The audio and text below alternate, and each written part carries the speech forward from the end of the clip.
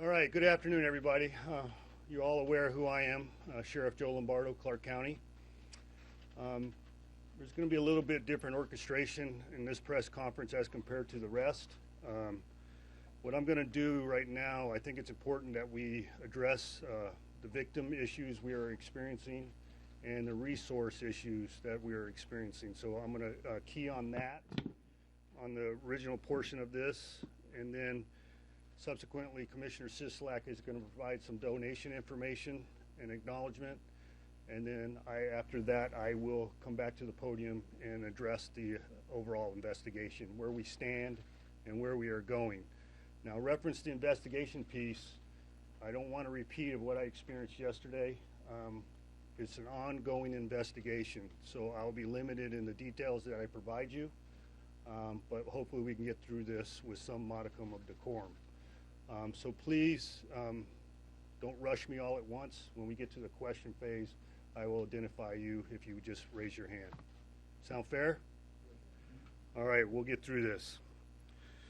Okay, so as matter as formality, our department has worked through the night to identify all the victims of Sunday evening's mass shooting at the Route 91 Harvest Festival. We have identified all but 3 victims. We still have an active scene at the grounds near Mandalay Bay, so we ask anyone to stay away from that area until further notice. The FBI is working diligently to clear that scene. So the question is the FBI versus us. We have partnered with the FBI, as I said, from the very beginning of this in the investigative phase. The FBI has brought a large amount of resources out of Washington, D.C. to assist us with that. So the reason why the Harvest Festival is still in continuation of investigation is not only solely related to the removal of the victims, but is also documentation of the scene. So we're using the best practice technology to ensure that we have complete documentation. That's why it is taking a longer period of time associated with this. So we ask for everybody's patience. As far as Las Vegas Boulevard, north and south, we anticipate to be open shortly in the next few hours to benefit with commerce and what we do as a community. All right, the key component here is resources and victim identification. So bear with me. I'm going to try to get through this the best I can, but the important piece is if you missed a number, we are putting up on lvmpd.com in the next hour the listing of all numbers I shall provide you today, and for people out in the public to contact us if they are lacking this or they don't see this broadcast. Okay, we're asking for anyone who might have information about the shooting in a criminal capacity or is a victim of the shooting to contact us via 311. If you are out of state, if you have left since the shooting and you have discovered you feel that you have become a victim or you realize you have an injury associated to it, we're still asking you to contact us, but the out-of-state number will be 702-828-3111. Additionally, if you are local and you have the ability to respond to a local substation, a working police substation, locals are familiar with, you have the ability to file a report at that location. Now, the family reunification.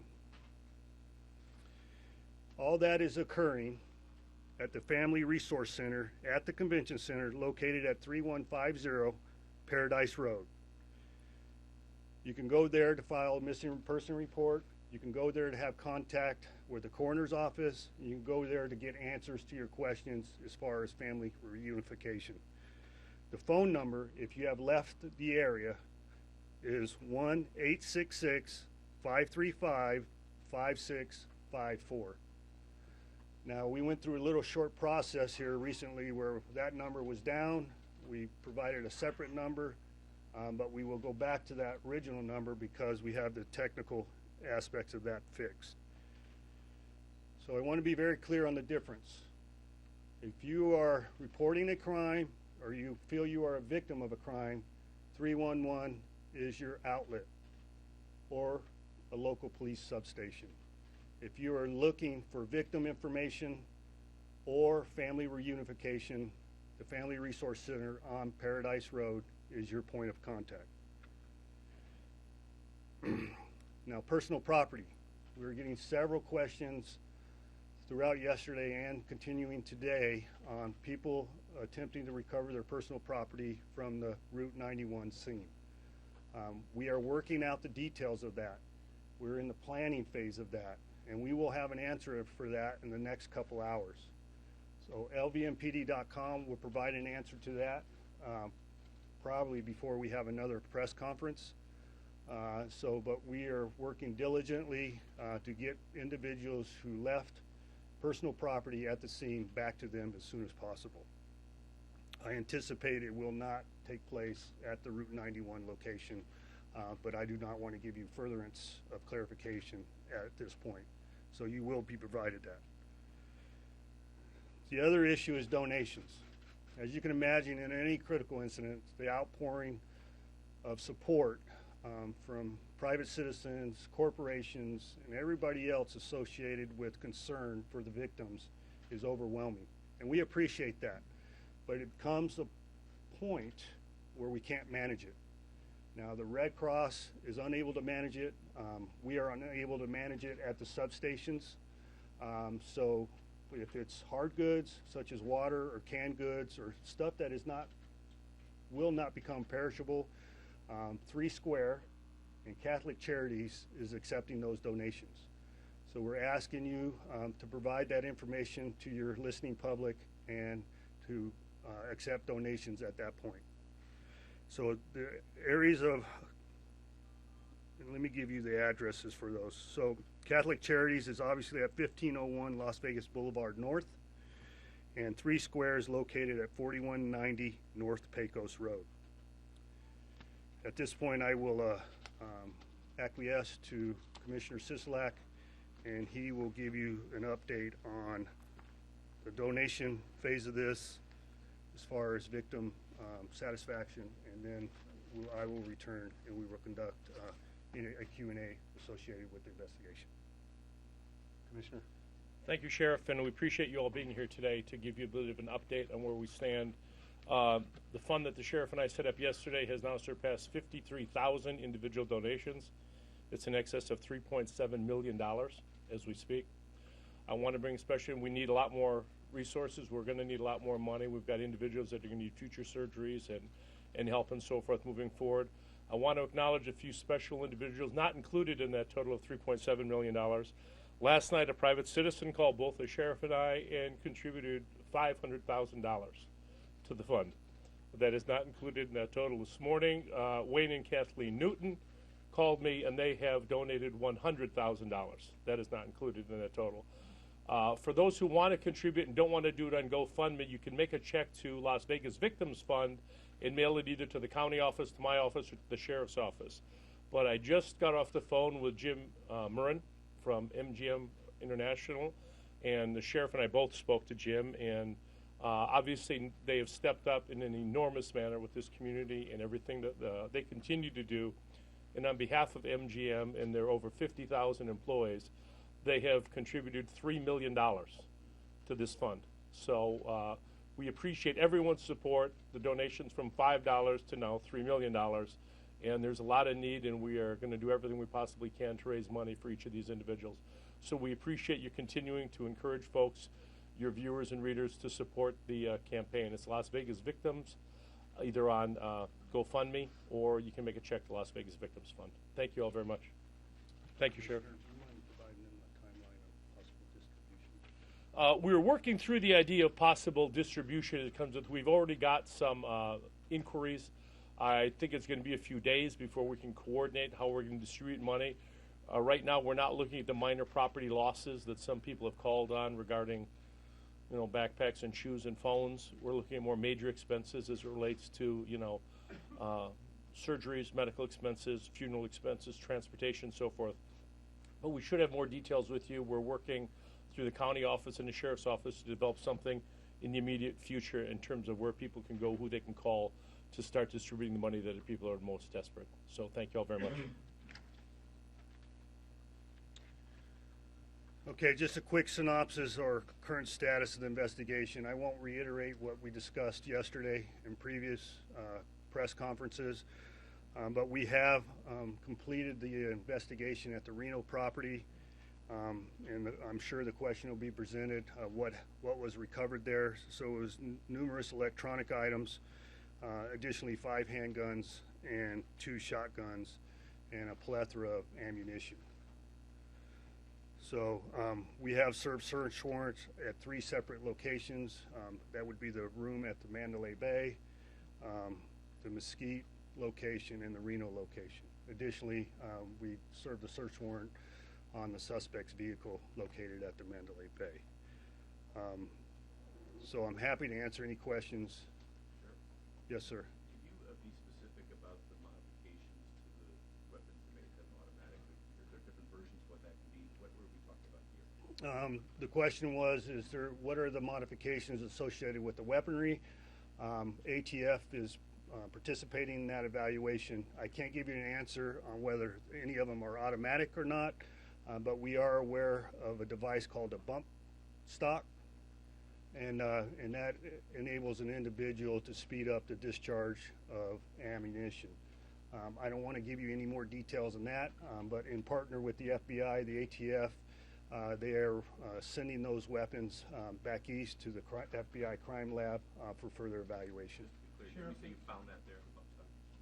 Yes. Okay. Yes, absolutely. Has the girlfriend, Yes, sir. Mary Lou Damley, has she given authorities information about his motive, about his movement? And if so, can you tell us what that information is? No, we don't have that information yet, but I will assure you that the investigation with her is ongoing, and we anticipate some information here from her shortly. Yes, ma'am. We have some information in regards to $100,000 on the Philippines. Do you know anything about that? No, ma'am, I do not.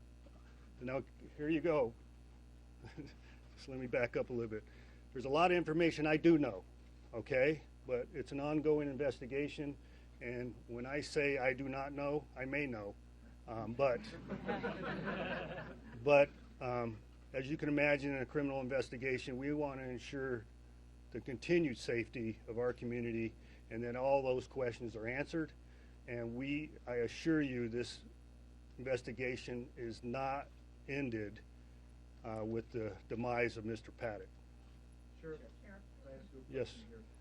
Could you give us an update, if there is an update, on the victims and the injuries? And also, is there anything new? The key question we've all been wondering about, are you making any progress, whether you're able to give specifics or not, are you making any progress on determining a motive? No, I'll answer your last question first. No. We are making progress, but I don't have complete answers yet. So I anticipate a substantial amount of information to come in the next 48 hours. Hold on, let me finish the rest of this. As far as the injuries, it goes across the board. The coroner commented on that yesterday. We have trampled injuries. We have people trying to escape, injuries of their own device. We have gunshot wounds. So if you're looking at total type of injuries associated with all their injuries and the people that died, it goes across the board. I can't give you a percentage associated with gunshot versus other types of injuries. Are the numbers, though, the general numbers, 59, 525, have those changed or are they the same? We believe the injury number has decreased slightly, and when I say slightly, maybe 20, because we had a double count error occurring at one of the hospitals. And the death? But we're looking close and still in close proximity of the number I provided you. On the call front, can you tell us her whereabouts and spoken to her directly already? I can't tell you her current whereabouts right now. All I know is the Philippines, and we are in conversation. Do you know what she's She's in suspect? Japan. Is she a suspect? Currently, she's a person of interest. Sheriff. Who is this? The girlfriend. She's a person of- Yes. Sheriff. Yes, ma'am. The Daily Mail has released photos that show the hotel room after the SWAT team entered, and it shows guns and ammunition inside. Many outlets are re-disseminating. Can you verify the legitimacy of these photos, and should any other outlets disseminate them? I can't verify whether they're legitimate or not. What I can tell you is I'm very troubled by it. We have an internal investigation occurring as we speak on how those photographs were obtained by the public forum. Sheriff, can you talk then to what was found inside that hotel room that the gunman used? Specifically, CBS News is reporting that there was a camera inside that room. Was the gunman recording? Was the gunman transmitting that video anywhere else? I'm not aware of any transmission, but there was cameras. There was cameras located outside of the room and inside of the room, along with the firearms. And he had set up how many cameras? I don't know what the specific numbers, do you know, Aaron? What purpose, do you think? Well, I anticipate he was looking for anybody coming to take him into custody. So essentially, you have a recording of him carrying out this carnage. No, that's not essentially what I'm saying. That is being evaluated. The FBI took all digital and electronic evidence into custody, and we are evaluating. Sheriff, Yes, sir. follow-up question on, do we know if this man was targeting this particular event, or did he have in mind perhaps another music event that was going to be coming up in the Las Vegas area as a possible target? Have you developed any evidence? No, we haven't developed that yet. So there I was a will report- provide you that information at a later date. To follow on that, there's a report that he may have intended to target the Life is Beautiful concert.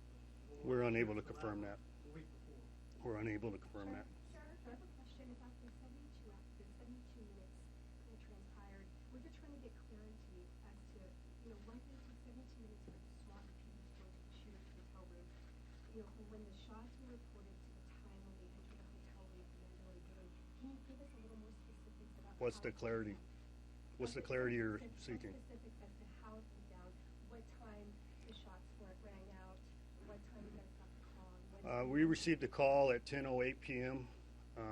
The best of our estimates and video review, he continued to fire at a progressive successive rate for approximately 9 minutes.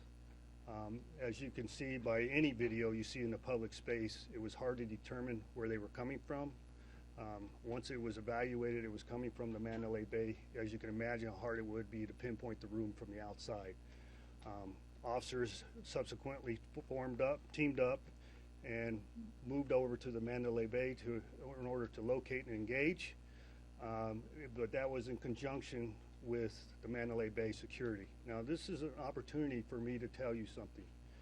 The Mandalay Bay security was fantastic.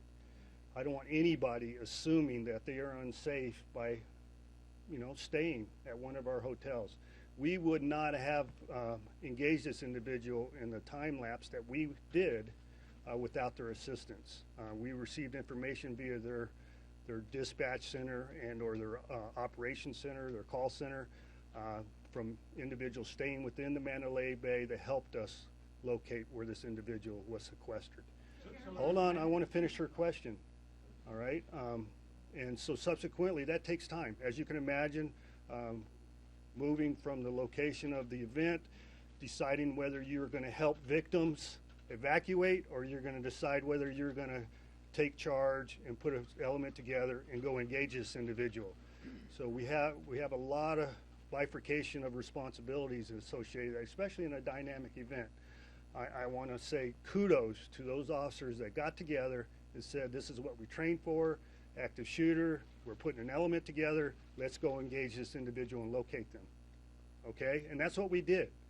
And when the security officer was engaged by the suspect, we backed off for immediate apprehension, and SWAT team formed and made entry. What time was the security officer engaged? I don't have that time for you. Sheriff, how concerned are you about your officers facing weapons like these? Absolutely concerned. The world has changed, and who would have ever imagined this situation? I couldn't imagine it, and for this individual to take it upon himself to create this chaos and harm is unspeakable. And we have to try to spitball or what if these situations at all points when we train, and ensure that we have proper response. And I think we did a fantastic job. So Sheriff, Mandalay Bay Security identified the room before SWAT arrived? No. Well, yeah, before SWAT arrived, but not before my officers arrived. They were married or hand-to-hand with my officers when we made entry over to the hotel. And it was a matter, if you recall yesterday, I said between floor 29 and 32. And during that process of evaluating the floors, we received additional information where he was located, and they immediately responded. Sheriff, what time did SWAT breach his? I don't have that number for you. And there's only one room. Did he continue to shoot from 10:08 until the SWAT team came in, or why did he stop shooting? Do you understand? That's for us to evaluate in the investigation. Sure. Where the bodies were found, were they scattered throughout the venue, or were they in one particular area? No, they were throughout the venue. They even had some victims that met their demise outside of the venue. And then we had individuals who had been shot, and they continued to run away, and then they passed away several blocks from the venue. Sure. We also had very heroic acts of people attending the event. We have numerous videos depicting people attending, normal citizens providing medical aid and providing transportation for victims to get to the hospital. Sure. Yes, sir. Going back to the point of my colleague said on the cameras that were set up in the room, it sounds, at least, I'm sorry if I'm interpreting this wrongly, it sounds like he has set those cameras up to give himself warning of the approach of police officers. You know, In your mind, if that indeed was the case, and I know you don't want to get into the mind of a madman, as you put it, how would you judge this man's preparation and determination to do this based on those factors? I don't even need that bit of information to make a judgment. This individual is premeditated, obviously premeditated. The fact that he had the type of weaponry and amount of weaponry in that room, it was pre-planned extensively, and I'm pretty sure he evaluated everything that he did in his actions, which is troublesome. I was hoping, you know, I pray that in these situations that a citizen, because we can't be at all places at all times, that a citizen sees something, says something, and we act on that. Quite often what we experience in our line of work, a citizen thinks it's trivial, and they say, no, I don't want to bother the police. We ask you to bother the police, because those individuals, especially housekeeping type individuals, or any cab drivers, anybody in the public space that can assist us, we ask them to call it. Do you believe his girlfriend had any knowledge that he was? Okay, let me ask back here, Ricardo. Police or security guards fire any shots anytime during the encounter? While he was discharging his weapons, we are not aware of that. No security guard or police other than the encounter at the room. And can you expand on what went right? I know you practice for scenarios like this, maybe not exactly this scenario. Can you expand on what went right with first responders? You know what, I'm glad you asked that, Ricardo, because obviously people have the assumption things went wrong in this type of carnage. But what went right is we saved hundreds of lives.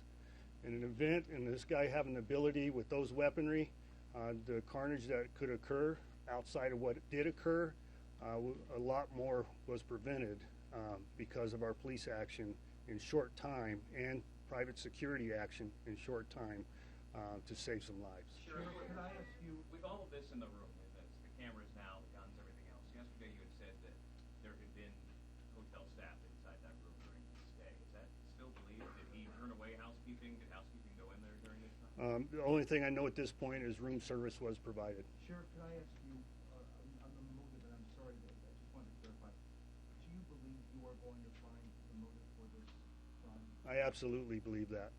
Sheriff, from her girlfriend, do you know where she is? Or is it not Yes, I do. And why is FBI not trying to bring her back immediately? How do you know that's not Well, occurring? I guess that's what I'm asking. Is that what's happening? That is occurring. Sheriff, on the Yes, ma'am. You all have been investigating this nonstop for the last several days. How are you and your investigators doing? I'm so glad you asked that. No, I am. I'm not being sarcastic. We're doing good. I'm actually very proud of our people. I mean, this guy here is the local SAC, Aaron Rouse, in charge of the FBI. You know, it's important. Greg Castle talked about this yesterday, the chief of the Clark County Fire Department. I'm telling you right now, this jurisdiction has the best partnerships, I believe, in the United States as far as public safety. We would not be able to accomplish what we did, as you described, in the last 48 hours without that partnership. The FBI stepping to the plate to help us with evidence documentation and prosecution. The fire department, he didn't do a good job describing it yesterday, Greg. The fire department in our jurisdiction marries with a police officer during a critical incident. I beg you to find such a robust type operation in the rest of the United States. Quite often what you observe in the public space is the fire department will wait until it's secured by public safety before aid is rendered. Our primary mission is aid and the safety of the public. They took it upon themselves to train with us, to marry with us, and to go into the fray to assist the victims. If you look at the video, you quite often see individuals with helmets on and vests on. Those are firefighters standing next to us. So I think it's very important for you to ask that question. It's very important for me to convey the answer. But the next 48 hours, we'll be able to tell. We've gone into incident management mode. So in other words, people have to get sleep and nourished, and because we don't want to make any mistakes in the investigation.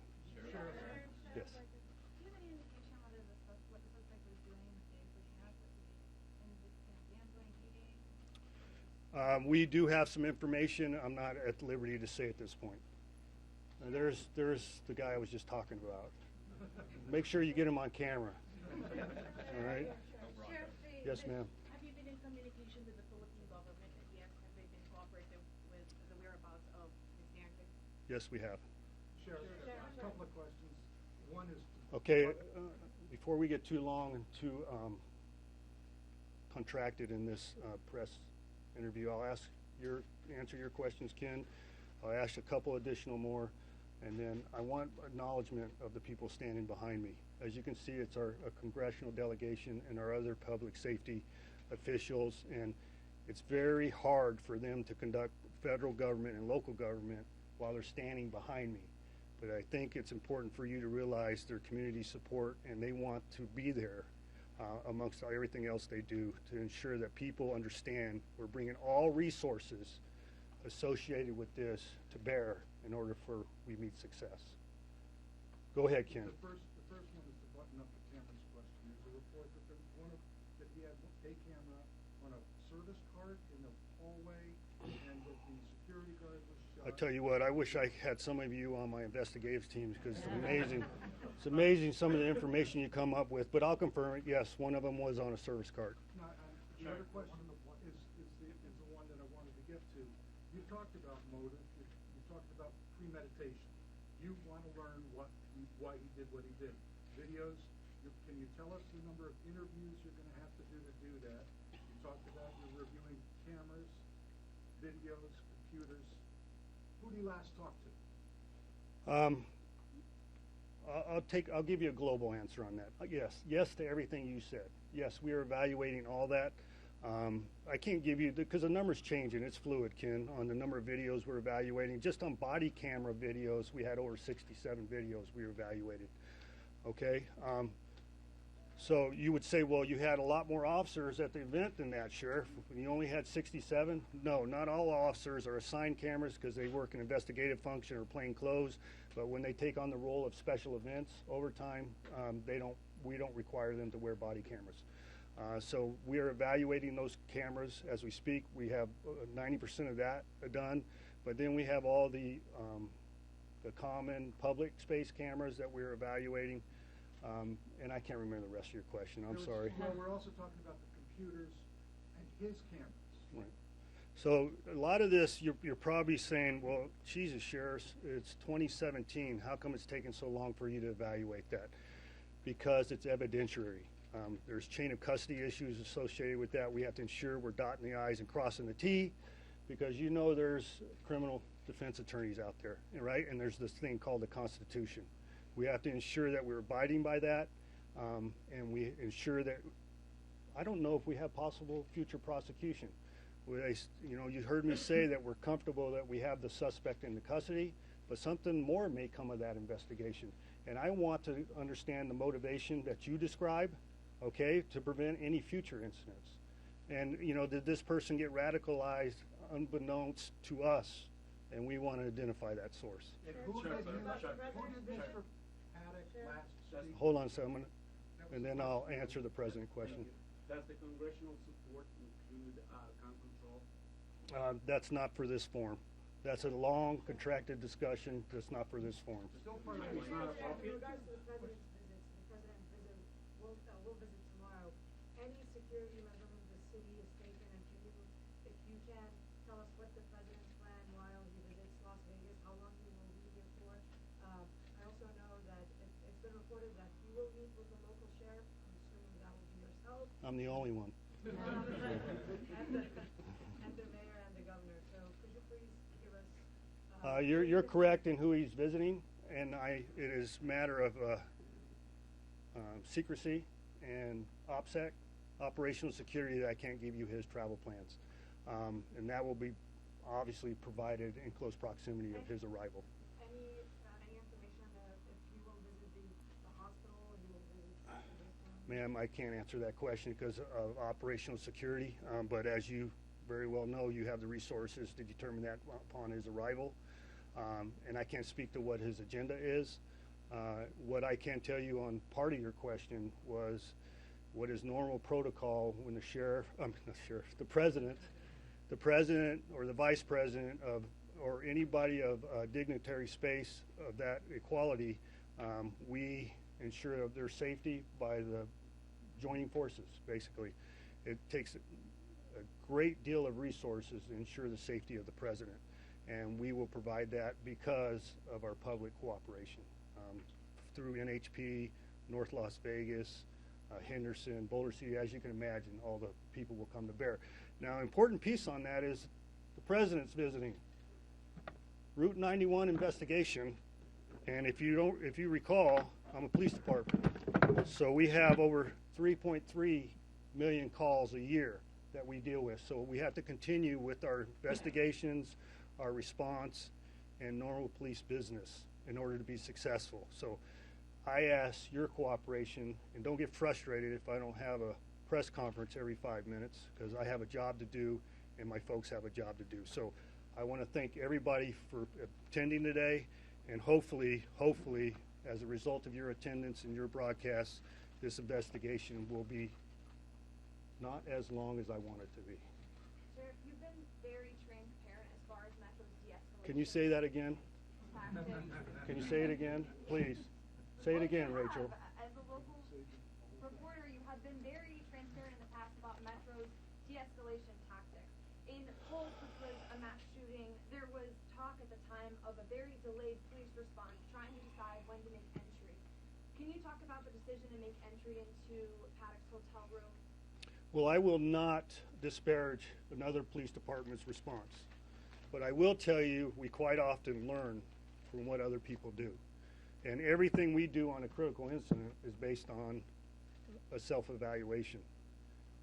And as a result of what occurred in Columbine, what occurred in Sacramento, what occurred in Boston, what occurred at the Pulse nightclub, police response has changed. By the fact that the fire department is standing with us is monumental, okay? So we have found it's better, instead of securing a perimeter and hoping the person doesn't continue to do acts of carnage associated with their actions, that even a small police response will stop the suspect's actions. And so to answer your question in reference to Mandalay Bay, that training, we were listening and we were paying attention. Officers on their own, without direction of a supervisor, knew what they had to do. They came together, formed a team, made a response, and they didn't wait on SWAT, okay? They said, we have to stop. It's easy to say, well, we're waiting on SWAT. They're the experts in tactical intrusion, but our officers took it upon themselves to act. To clarify, patrol officers made entry to the room? No. Patrol officers evaluated floor by floor of the space between 29 and 32 where the suspect was. They formed a security. They evacuated rooms, and they formed a perimeter at the suspect's location. By unfortunate acts of the suspect, the security guard was engaged during that process. Quick yes, no. Was the security guard in accompaniment with officers, or was the security guard alone when? He was acting independently. He got separated from our team. Sure, can I just confirm real fast? Yesterday, we were in Japan, but so the girlfriend is in the Philippines, just to confirm that's the location. I'm comfortable saying she's located in the Philippines. And And you know what? Just so you know, I'm not giving you bad info. No. Okay? I wasn't implying that. No. Yeah. she was traveling. Yeah. And so subsequently, we have determined her location. Okay, I'm sorry, and I know it's, you have to give me some deference. Can you clarify that with the death I'm toll? currently done answering questions, okay?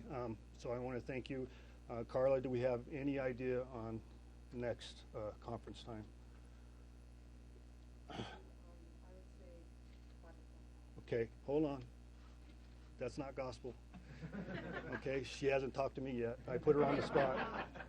I put her on the spot, but we'll anticipate 5 o'clock. Thank you.